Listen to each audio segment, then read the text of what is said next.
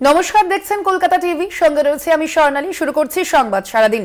সংবাদ সারাদিনের শুরুতে যে গুরুত্বপূর্ণ খবরের দিকে নজর রাখবো, বুধবার 4 বিধানসভা কেন্দ্রে উপনির্বাচন। মানিকতলায় শেষ বেলায় প্রচার তৃণমূল প্রার্থী শক্তি পাণ্ডের।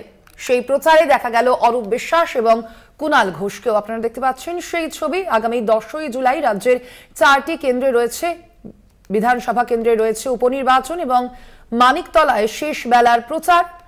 তৃণমূল প্রার্থী শক্তি পাণ্ডের প্রচারে দেখতে পাচ্ছেন অরূপ বিশ্বাস ছিলেন তৃণমূল নেতা কুণাল ঘোষও।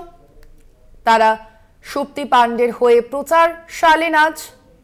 আমরা কথা বলবো এই বিষয় নিয়ে। ফোন লাইনে রয়েছেন আমাদের বিশেষ প্রতিনিধি দেবজ্যোতি ঘোষ।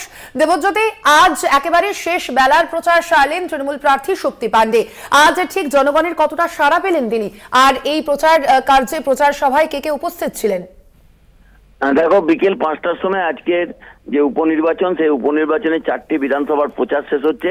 তৃণমূল কংগ্রেস শেষ মুহূর্তে কিন্তু এই 4টি বিধানসভার প্রচারে ঝাঁপিয়ে পড়েছে।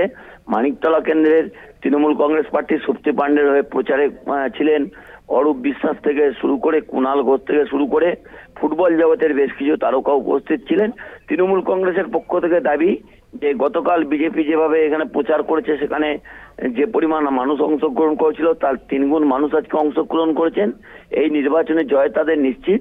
এক ঝাঁক ফুটবলারকে নিয়ে এসে আজকে শেষ মুহূর্তের প্রচার করলেন তৃণমূল কংগ্রেস নেতা অরূপ বিশ্বাস এবং কুণাল ঘোষ।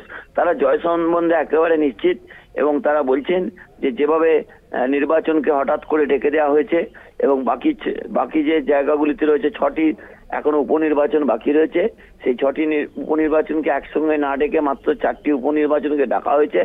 তা নিয়েও কিন্তু উষ্মা প্রকাশ করেও তৃণমূল কংগ্রেসের পক্ষ থেকে জানানো হয়েছে যে শক্তি পাণ্ডের জয় প্রায় নিশ্চিত এবং সেই দিক থেকে শেষ মুহূর্তের প্রচারে ঝাঁপিয়ে পড়েছেন একজন ফুটবলাররাও এবং ফুটবলার গৌতম সরকার থেকে শুরু করে সমাজের বিশিষ্ট স্তরের মানুষরাও উপস্থিত ছিলেন।